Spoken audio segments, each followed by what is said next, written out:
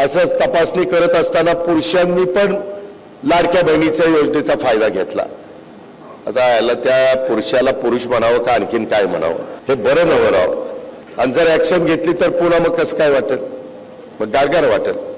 इथं लाडक्या बहिणी बसल्या, त्याच्यामध्ये त्या लाडक्या बहिणींच्याकडे महिलांना समाजात मान सन्मान प्रतिष्ठा प्राप्त करून देण्याचं काम जिल्हा परिषद, नगरपालिका, महानगरपालिका, ग्रामपंचायत इथं सत्तेमध्ये सहभागी करून घेण्याचं काम जे शिवशाहू फुले आंबेडकरांचा विचारामध्ये होतं ते आम्ही केलं।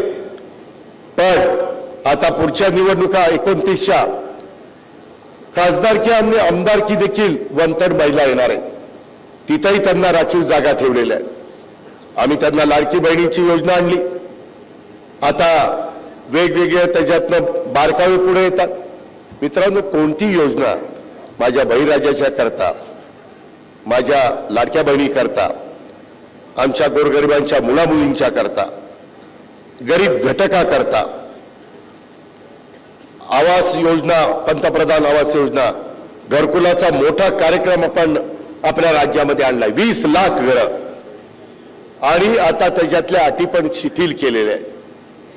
का तर जो बेघर आहे त्याला घर मिळालं पाहिजे, गायरान असेल तर तिथं मी घरापुरती जागा देणार आहे।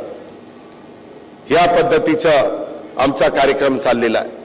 पण आज काहीतरी टीव्हीला आणि इकडे सगळीकडे चाललंय की महायुतीच्या सरकारने लाडकी बहीण योजना आणली आणि सर्वे सुरू झालाय, त्याच्यामध्ये काही जण नोकरी करणाऱ्या महिलांची पण नावं आली।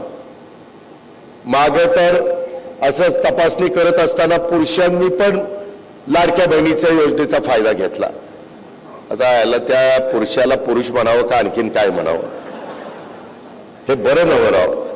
आपण लाडक्या बहिणी करता आणलोय आणि तू कशाला तिथं मध्येच काहीतरी करतोय, आणि जर ऍक्शन घेतली तर पुन्हा मग कसं काय वाटेल, मग गारगार वाटेल। असं नाही, जी योजना ज्याच्याकरता आणलेली आहे त्या योजनेचा फायदा त्या घटकाने घेतला पाहिजे। ह्याच्यात आम्ही जातपात बघितलेलं नाही। ज्याचा 2.5 लाखाच्या मध्ये उत्पन्न आहे ती माझी भगिनी तिथं पात्र ठरवलेली आहे, आणि त्याच्यामध्ये 65 वर्षापर्यंत तिला पात्र ठरवलेलं आहे। आणि ह्याच्यामध्ये खोटं नाही सांगत, माझ्या लाडक्या बहिणींनो जवळपास 45,000 कोटी रुपये वर्षाला ह्या योजनेच्या करता आम्हाला बजेटमध्ये तरतूद करावी लागते। किती? 45,000 कोटी।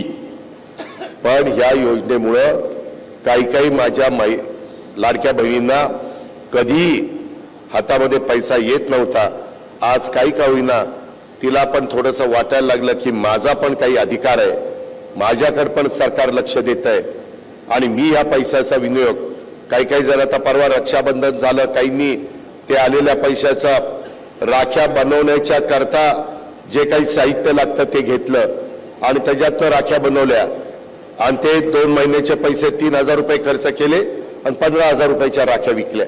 म्हणजे असंही त्या ठिकाणी डोकं माझ्या लाडक्या बहिणी चालवत आहेत। अजून पण आम्ही त्याच्यामध्ये अजून काही आपल्याला लाडक्या बहिणींच्या करता अधिक ह्याच पैशातून त्यांना कसं मदत होईल अशा काही योजना आणण्याचा आमचा सगळ्यांचा मानस आहे। एबीपी माझा, उघडा डोळे बघा नीट।